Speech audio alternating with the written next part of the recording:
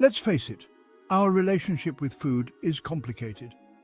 It's not just about sustenance, it's about emotions, memories, and even social connections. We eat when we're happy, sad, celebrating, or commiserating. Food is woven into the fabric of our lives in ways we often don't even realize. We're bombarded with diet trends promising quick fixes. Every day, a new diet book hits the shelves, and TV ads flood our screens with the latest miracle plan. The supermarket aisles are crowded with products claiming to be the key to weight loss and health. Intermittent fasting, keto, paleo, the list goes on. Each one has its own set of rules, restrictions, and promises. It's easy to get lost in the sea of options, each one claiming to be the ultimate solution, but amidst the noise, I stumbled upon something intriguing. 1 meal a day, or OMAD. It stood out because of its simplicity. No complex rules, no endless list of forbidden foods, just 1 meal a day. It wasn't about fitting into skinny jeans, it wasn't about chasing an unrealistic body image or conforming to societal pressures. It was about something deeper, something more personal. It was about reclaiming control over my eating habits. I wanted to break free from the constant cycle of snacking and mindless eating. I wanted to be intentional about what I put into my body. I wanted to understand my body's hunger signals, not the clocks. I wanted to eat when I was truly hungry, not just because it was time to eat. I wanted to listen to my body and give it what it needed, when it needed it. Could simplifying my eating window simplify my life? Could focusing on 1 meal a day bring a sense of peace and clarity to my relationship with food? The idea was both intriguing and appealing. There's a certain allure to minimalism, and OMAD seemed to offer that for my diet. The thought of stripping away the excess and focusing on the essentials was liberating. It was about more than just food. It was about a lifestyle. I was curious, a little apprehensive, but mostly excited to embark on this 30-day experiment. I wanted to see how my body would respond, how my mind would adapt, and what I would learn about myself in the process. Would it be a recipe for disaster or a surprising success? Would I find it liberating or restrictive? There were so many questions, and the only way to find the answers was to dive in and give it a try. Only time and an empty stomach would tell. The journey ahead was uncertain, but I was ready to take the first step and discover the why behind the one. My alarm clock became my cue, not for breakfast, but for black coffee. The day began with the familiar beep, a sound that had become synonymous with the start of my daily routine. Instead of reaching for a bowl of cereal or a piece of toast, I reached for my favorite mug, filled to the brim with rich, dark coffee. The aroma filled the morning air, a comforting ritual before a day fueled by willpower and water. As I took my first sip, the warmth spread through me, waking me up more effectively than any breakfast ever could. Standing on the balcony, I watched the world wake up, the steam from my coffee mingling with the cool morning air. Hours ticked by, filled with work, errands, and the occasional pang of hunger.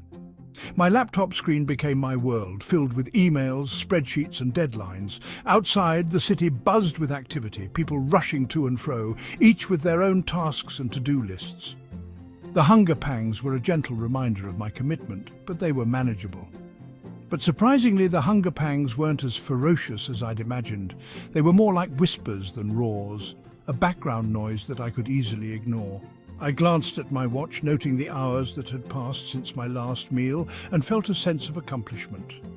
They came in waves, then subsided, reminding me of the feast to come.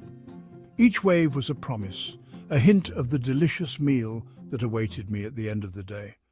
I found myself smiling, thinking about the flavors and textures I would soon enjoy. And a feast it was. Around 7 p.m., my kitchen transformed into a culinary playground. The counters were covered with fresh ingredients, each one a building block for the meal I was about to create. Chopping, stirring, and seasoning, I lost myself in the process, the anticipation building with each step. I savored each bite, a symphony of flavors and textures rewarding my day-long fast. The first bite was pure bliss, the culmination of a day's worth of patience and self-control. Each subsequent bite was a celebration, a reward for my perseverance. This wasn't just sustenance, it was an experience. Every dish was a testament to my creativity and effort, each flavor a note in a harmonious melody. The meal was more than just food, it was a moment of pure joy and satisfaction. Full and content, I'd wind down with herbal tea and a good book, my body slowly gearing down for a night of rest and rejuvenation. The tea was soothing, a perfect end to a day of discipline and reward. As I turned the pages of my book, I felt a deep sense of peace, knowing that I had nourished both my body and my soul. The initial days were an emotional roller coaster. I rode waves of determination, only to be met with crashing hunger pangs. My stomach growled in protest, demanding its usual breakfast, lunch and dinner routine. Water became my best friend, a constant companion to stave off cravings and keep me hydrated. I experimented with different flavors, cucumber slices, lemon wedges, a sprig of mint, anything to trick my mind into feeling satisfied. But amidst the hunger, I noticed something interesting. I was becoming more attuned to my body's signals. I could differentiate between actual hunger and mere boredom eating. This newfound awareness was a small victory in the grand scheme of things. By week 2, something remarkable happened. The hunger pangs subsided, replaced by a surge of energy I hadn't anticipated. I felt lighter, more alert, my mind sharper than usual. The afternoon slump, once a dreaded reality, became a distant memory. I powered through tasks, my productivity soaring. It was as if my body, freed from the constant burden of digestion, could finally channel its energy elsewhere. Evenings were no longer synonymous with post-dinner lethargy. I found myself going for walks, catching up with friends, embracing activities I'd usually postpone due to sheer exhaustion. The one meal a day was transforming not just my eating habits, but my entire lifestyle. Section 5, Week 3, Mental clarity shines through. As I entered Week 3, the physical changes were undeniable. My clothes fit looser, my energy levels remained consistently high. But it was the mental clarity that surprised me the most. My mind felt sharper, my focus laser-like. I could concentrate for longer periods, absorbing information with greater ease. Was this the fabled brain fog lifting? The daily fast became a form of mental training. It taught me discipline, delayed gratification, and the importance of mindful eating. I was developing a healthier relationship with food, one where I was in control, not the other way around. Section 6, Week 4, The Home Stretch.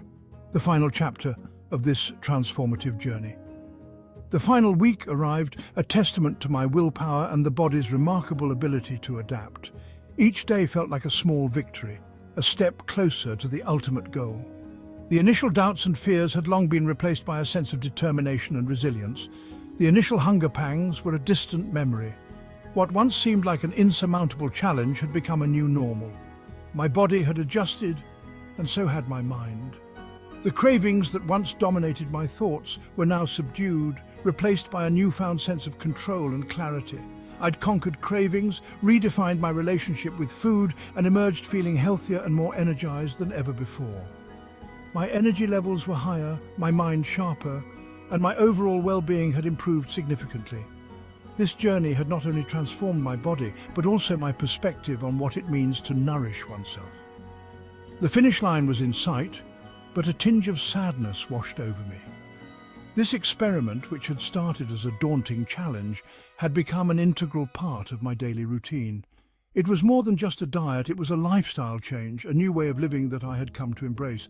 This experiment, once a daunting challenge, had become an integral part of my routine. The structure and discipline it provided were comforting, and the results were undeniable.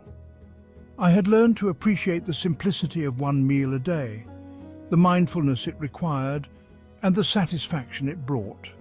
Would I be able to maintain the discipline, the mindful eating, once the 30 days were up? This question lingered in my mind. The habits I had formed, the lessons I had learned, would they stay with me, or would I revert to old patterns? Only time would tell, but I felt prepared to face whatever came next. As I savoured my final OMAD meal, a sense of accomplishment washed over me. Each bite was a reminder of the journey I had undertaken, the challenges I had faced, and the triumphs I had achieved. It was a moment of reflection, of gratitude for the strength and resilience I had discovered within myself. This wasn't just about the food, it was about pushing my boundaries, challenging my perceptions and discovering the incredible resilience of the human body. It was about realizing that I am capable of more than I ever thought possible. This journey had been a test of willpower, a testament to the power of the human spirit, and a reminder that true growth often comes from stepping outside of our comfort zones. Section 7. The physical transformation. The most noticeable change was undoubtedly the weight loss. I hadn't stepped on a scale throughout the 30 days, preferring to gauge my progress through how my clothes fit and how I felt. My jeans were looser, my shirts less snug. I felt lighter on my feet, my movements more fluid. The excess weight seemed to have melted away effortlessly, a welcome side effect of my dietary experiment. But it wasn't just about the numbers on the scale. My skin glowed, my eyes sparkled. I radiated a newfound vitality, a testament to the power of nourishing your body with intention. Section 8. The mental shift, more than just food. The physical transformation was remarkable, but it was the mental shift that truly surprised me. OMAD wasn't just about restricting calories, it was about expanding my understanding of hunger, willpower, and the interconnectedness of mind and body. I'd learned to differentiate between true hunger and emotional eating.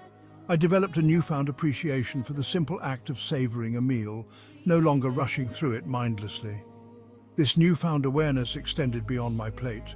I felt more present in my daily life, more attuned to my surroundings and the people around me.